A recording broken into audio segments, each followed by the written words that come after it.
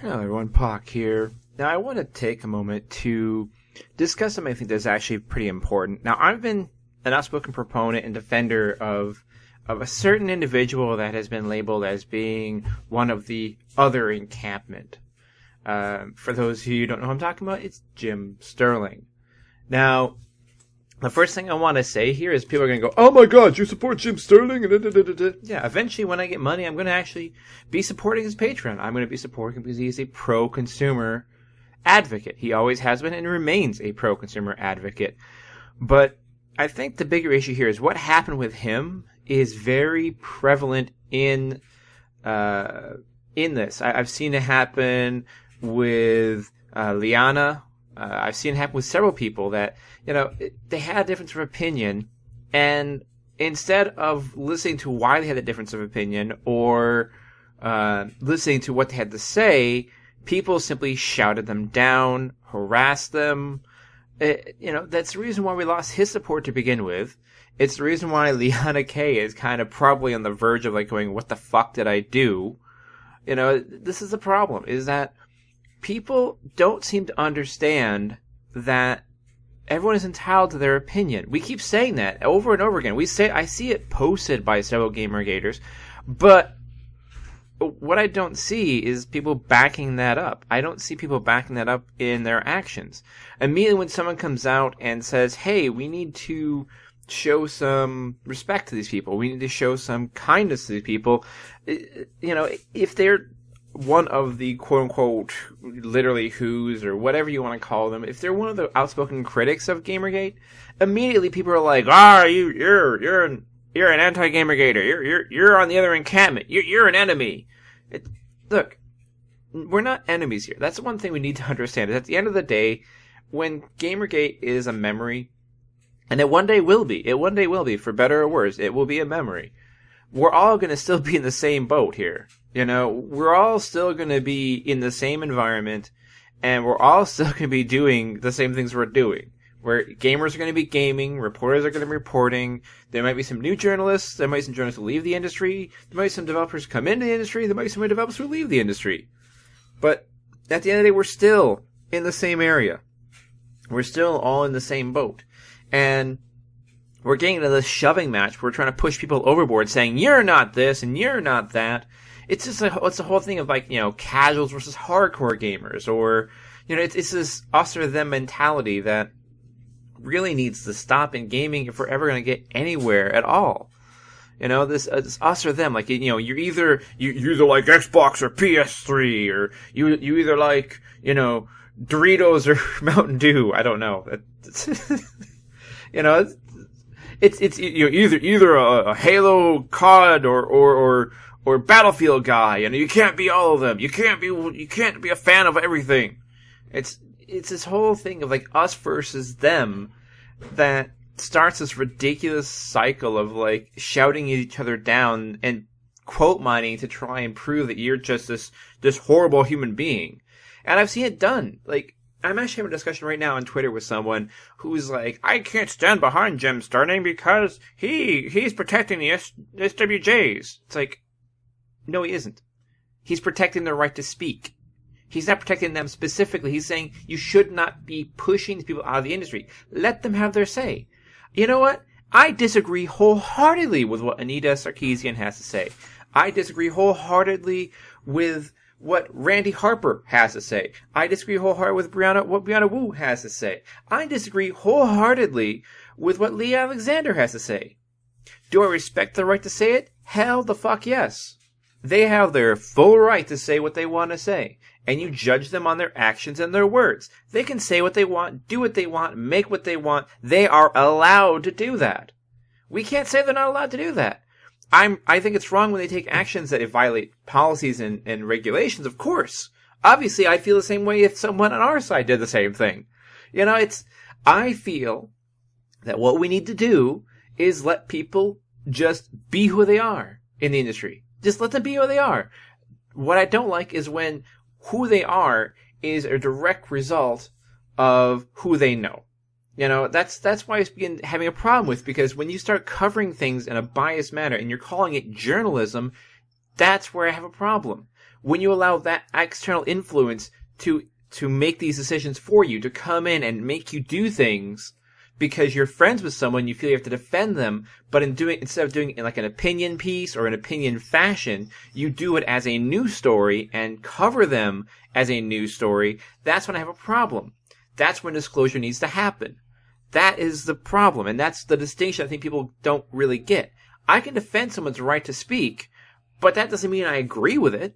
That doesn't mean I have to acknowledge their right to speak as truth. It's just their right to speak. She has a right to say what she wants. She has a right to do what she wants.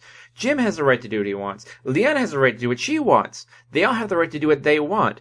And you judge them based on their words and their actions. If they're being clear, if they're being open, if they're being transparent, that will all show through. That's how come we can see the bias. We can see the bias because we can tell what's going on. We can see the whole picture. We're not just looking down this narrow scope and believing everything that Kotaku and Polygon say to us. That's how this all started. That's how this all began, way back even before Gamergate. We could see the bias. We could see the bias coming a mile away because every time a certain game would come out, you'd see certain sites start getting into uproar over it. You could see the bias very clearly. You could see it coming a mile away. It's just that we would prefer, if you're going to be a journalist, call yourself a journalist, you're going to expose that bias. You're going to either put up a policy saying that we have a political agenda on this website and this is our political agenda, or this is who I know and why I'm going to cover them more favorably than others. Tell us that. I don't care if you want to write that, write it. This is reviews are opinion based. If you want to praise, Electronic Arts or whoever, regardless of their anti-consumer policies, praise them, but tell us right there, I'm a fan of EA Arts games. I like EA Arts games. I don't care, like EA Arts, Electronic Arts games. I like them. I don't care about their policies. But don't give us a news story where you don't say that. Will you actually try and convince us in a news format that, oh no, what they're doing is best for us. That's moving from the opinion-based review to reporting a story and reporting a story with bias. There's a difference, people. There always has been a difference. It just was never clearly spelled out. Now, do I think that there's collusion? Of course, collusion's been proven. At the time of the video I'm going to link in the description, it wasn't out there yet. It wasn't out there. And Jim says there's no collusion. They aren't smart enough to. He was never a part of this list, obviously. So, you see, yes, there are some things that he got wrong, but he's human, and he's not going to know everything, and we didn't know there was actually proof of collusion until way later.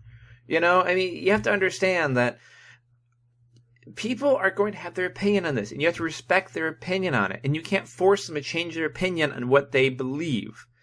You can only change their opinion on things they are incorrect over. You can change their opinion on whether or not there is corruption or not, whether or not there is bias or not. You can change their opinion on that, but not over what they firmly believe. And he has a firm belief in his right for people to speak. And he did not want anyone silenced. And yet, that's what people are trying to do. I don't think they should be silenced. I mean, I think, personally, I reported, Harper's doxing, and I think, yes, she should be taken off Twitter for a period of time, because she violated Twitter's policy. And she might do it again in another fit of anger. And that's going to end up getting someone harassed that doesn't deserve it. That's just it. Like, no one deserves to be harassed, and if you violate rules, I believe you should be punished. I believe there should be a consequence for that. I believe that there should actually be more consequences for that, because your careless actions can really hurt someone's future livelihood and their safety. That's what I believe, but I don't believe she should be silenced. I don't believe that she should be completely banned from media. I jokingly said that, maybe a better idea that people who are these socialist warriors need to be banned from the internet for a while so that they can get outside and start socializing again and having that face-to-face conflict with people so that they can begin seeing that maybe their views are a little too extreme, and they should begin being much more calm and talking in much more rational terms. But at the same time, I don't think they should be banned. I think they should still be allowed to speak. They should be allowed to speak, and then when they're done talking, we can then point out where they're wrong. And that's how a discussion happens. The people can discuss who has the better point of view. That's the healthier point of view over things. Not just who's right, but who has the healthier point of view versus one opinion over another. Again, you can't change a strongly held belief unless like something catastrophic happens, but you can't change someone's opinion on a situation by being rational, reasonable, and exposing the truth that actually is there that they may not see or may not know about. So think about that next time you go to talk to someone who is a pro or an anti. If you're a pro or an anti watching this, think about that in your interactions. Talk to people. Get their viewpoint, but let them speak. Don't shout them down. Don't say that they need to be banned or forever taken away. I mean, we got angry enough that Gamergate got banned on sites. Why would we want to ban what they have to say? I mean, this is not about eye for an eye. This is about making the industry better for everyone. Okay? Can we agree on that? Can we just agree on that, guys?